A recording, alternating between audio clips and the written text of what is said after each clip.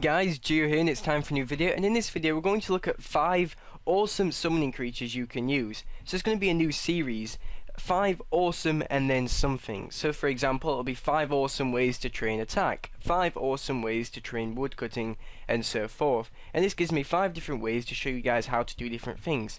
In the first one I'm going to do 5 awesome summoning creatures. So they're all kind of guide style things and to show you guys things you might not be aware of in the game. Okay, 5 summoning creatures really isn't that many, but when we consider the series this will be unleashing like 5 awesome ways to train agility, we really don't want 10 in there as that could be a little long and I could go on a little bit too much, and you guys already know I do go on quite a lot. So on this video I'm going to start with the lower level summoning creature, and I'll do another video called 5 more awesome summoning creatures, so I can go for the higher level ones, and that saves me cramming it all into one video. So anyway, yep, look out for a new video series. This is the first one, 5 awesome, let's call it, and I hope you guys enjoy it, as I did want to get more guides on this channel. It is something you guys really wanted, guides on this channel, and it will give me the ability to talk about PVM, money making, and I also want to look into the fight caves a little bit, but that's something for another time. Anyway guys, enjoy this video, hope you look forward to the guides. So guys, remember, if you would like to see more guides like this of the 5 awesome series, be sure to let me know by clicking the thumbs up button. And if you have any specific requests, anything you'd like me to cover, for example 5 awesome ways to train cooking, that would be fantastic, and you can let me know in the comment section of this video. Remember, I will be doing low level and high level content. I will try to do some pro guides and guides that are also useful for the newbie players, so I want to help everyone. So the next one will probably be a higher level content one, and I'll try to alternate. For example, I'll do one lower level content one higher, one lower, etc, etc. Enjoy the video guys. Okay, so going from low to highest of the 5 summoning creatures I think awesome, we're going to start with the beaver. Now the beaver is a non-combat summoning familiar, but it is very useful for skilling. Obviously that's woodcutting. And it does give you a woodcutting boost by your woodcutting, which is fantastic. It invisibly boosts your woodcutting skill by 2, and it's the only familiar that actually boosts your woodcutting, so it is tremendously useful when you're woodcutting. Okay, 2 doesn't sound like that much, but it's much better than nothing, and a lot of people don't use it even though they have the summoning level to use it. Whilst you're woodcutting, it does also gather logs and planks. So it can get up to yew logs and it can get up to oak planks. So it is quite nice. If you're at a tree where you're banking, you can bank what the beaver gets as well. The funny thing is, you can actually use your beaver as a knife while it's using its special attack on a tree. It will work as a fletching knife. Okay, so its special move, multi-chop, is really useless. Okay, what it does is it gets from 0 to 3 logs from a tree when you use multi-chop on a tree. However, the most common one is to get 0, and it's very rare to get 3 logs. Now it can only chop normal trees, it can't chop trees or plants like ivies, and it can't chop plague grown trees. It can only drop natural trees, so anything from trees to cursed magic trees. So it can chop all of those, and it will only get the log that it can on that tree, or lower. For example, if you use it on a yew tree, you may find yourself with maple logs or willow logs, and if you use it on a magic tree, the same applies. So it's not very useful, and I wouldn't use it, and the scrolls can be quite a pain in the arse to get if you're not planning to make them yourself. Okay guys, so the second one I want to talk about is the Spirit Terror Bird, which despite being a beast of burden also has a very useful special move. But as for the beast of burden, it can hold up to 12 items, and it can only hold the value of the items up to 600k. So that is pretty sweet. I myself, I don't use it as a beast of burden, but it's very useful for lower levels. But I mainly use it for its special attack, which is tremendously awesome in my opinion. Just remember, the Spirit Terror Bird can't hold Rune Essence or Pure Essence, so it's not really much use for rune crafting.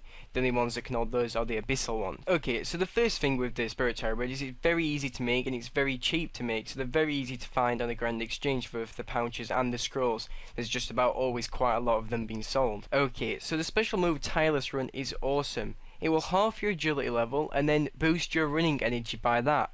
For example, if you have agility level of 99, it will half that and then round it up, and it will boost your running energy by 50. So it's really awesome, and it is awesome for things like penguins, or where you're going to be running around and you need to wear armor or have lots of items in your inventory, and you would otherwise run out of run very fast. That's why I find the Terror Bird extremely useful on things like quests, and also using it on penguins. It's very cheap to use, so it's not quite like using energy potions in your inventory and filling up your inventory. So I find it for that reason, the Tireless Run, awesome special move. That's why I like the Spirit Terror Bird. Okay, so the next one we're going to talk about is the Bunyip, which is a fantastic healing creature. And there's basically not much more to it. Basically every 15 seconds the Bunyip will heal 20 life points. So it's approximately every 15 seconds that the Bunyip will restore 20 of your life points, which is fantastic. If you're in combat with some monster that's not that powerful, the bunyip will usually suffice in keeping you completely healed. It's an amazing familiar. So for an example, Slayer tasks like Abyssal Demons, I will never need to eat or use anything else if I'm using a bunyip because it will keep me completely restored. 20 life points every 15 seconds doesn't sound like that much, but it really is when you try it against a monster that's not that strong. Not only that, but this bunyip's special move allows you to eat a raw fish, and it will heal what it would have done if it was... Now the next one I want to talk about is fruit bats. Now these are quite useful, however they have quite a bad name because of quite a lot of the botters. Now they can be used for a couple of things. One, to make quite a bit of money. As you're seeing on screen right now, I'm using the scroll continuously and I'm picking up the papaya fruits. Now what you can do with this method is you can make anything up to 1 million GP an hour, I do believe. However, it's probably more around 500k if you're not really paying attention that much. So it's quite a nice way to make money. I would never really do it myself, but that's what a lot of people do to make money. But it can also be a fantastic method of healing in areas such as the God Wars dungeon, because it can spawn so much fruit, and while it's actually summoned, it actually grabs fruit in its inventory as well. So not only does it bring fruit with its special attack, it also forages fruit, so it provides an awesome amount of fruit, meaning it can be a very substantial method of healing. And I think some people actually find it preferable over the bunyip. I don't actually use the fruit bat to go to God Wars dungeon, however a lot of my friends do say it's really worth using if you can't use a unicorn stallion. So yeah, this is definitely up there for one of the good summoning creatures because it's useful for a variety of things. It's useful for collecting herbal resources, making money, and a method of healing. This is all down to the special attack Fruitfall.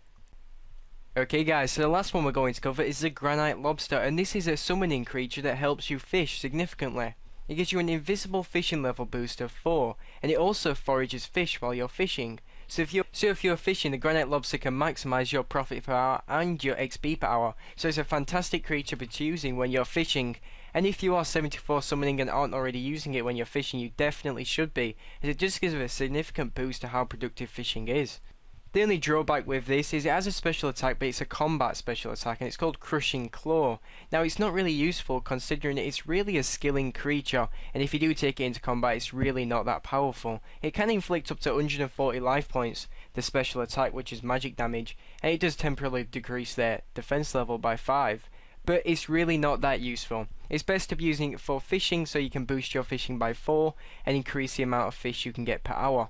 So as always guys, thank you very much for watching this video. Thank you for the 6,000 subscribers, and thank you for all the support. It means so much to me.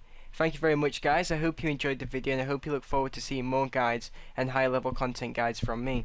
Be sure to thumbs up if you enjoyed it, and be sure to favourite if you really enjoyed it, and be sure to subscribe if you'd like to see more RuneScape videos from me, including guides, progress videos, and other random things that are entertaining. At least I hope they are. Thanks guys, and happy days, remember.